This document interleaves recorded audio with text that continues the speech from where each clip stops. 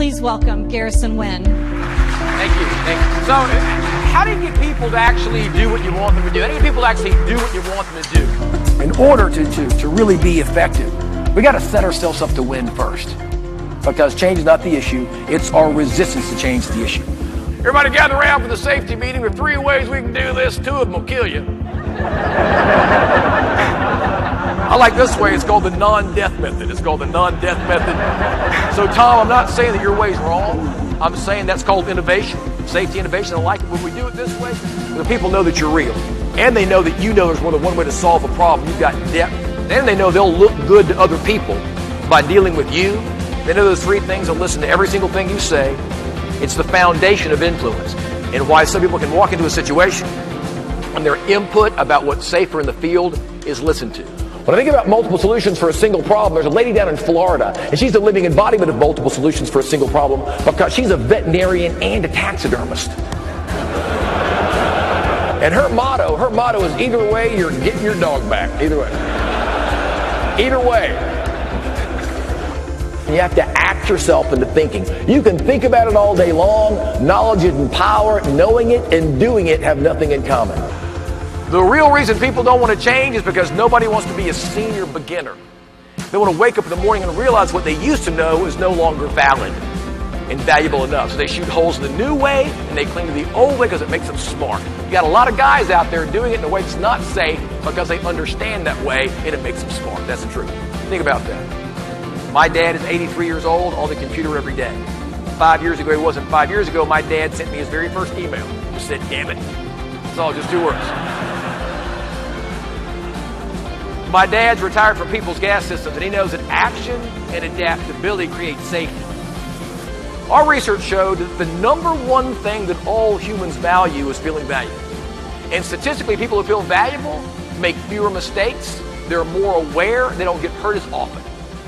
Years ago, we brought some people in from a couple oil and gas companies, brought them in to Alaska, to Anchorage, and we trained these guys on making the people on those rigs feel. We brought the tool pushers in, we brought the drill site managers, and trained them on making their people feel more valuable. And over 5 or 6 months, saw a measurable level of safety improve. People who feel valuable, who feel like that they're valued by their companies, are more aware, they don't emotionally check out, and they're safer. Yeah, people need to know that their experience and what they're doing plays a key role in the future. To make people value, you got to say it.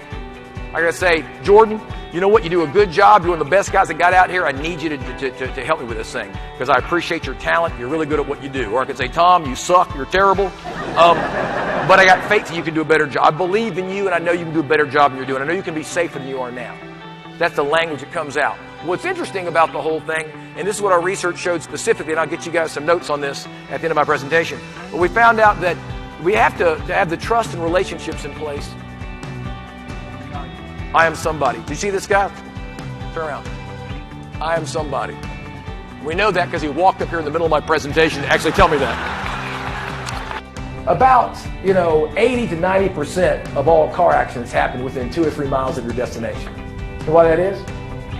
Because you're thinking about what you're going to do when you get home. What's your name, sir? Sheldon, you're driving your car. When I get home, I'm going to do that thing I do. Whatever that is you do, Sheldon. I'm going to get home and do that thing. I'm doing that thing when I get home, and I'm doing it all day when I get home. I'm going to do it. Driving. And what your brain is not inside the vehicle. So literally you're driving along and your mind is doing whatever you do, Sheldon, when you get home. That's what's happening. Yeah. So my ex-wife took out the entire garage door from inside the garage. My question is, how fast do you get going inside a garage? It's called complacency. Very interesting. So a couple things. 387,000 injuries last year for distracted drivers. That's phone and texting. Right now, 10 people a day die every day from texting. 10 people a day. And that's what we can track. That's how we can prove that. Do you think you and I had the same experience in high school? No. No.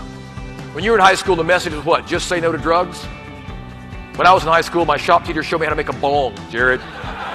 No comparison. Sorry. They're laughing. That's not a joke, Jared. That's really true. So one generation does not have the experience of another generation.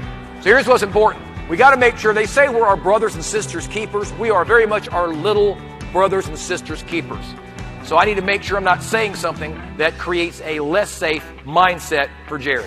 Are we going to innovate? Are we going to inspire? Are we going to collaborate? Do all those things. Are we flexible enough along the way to the goal? It's great to have a goal, but are you flexible enough along the way to the goal? Look back in history and see who was the most successful. They flexed, they turned.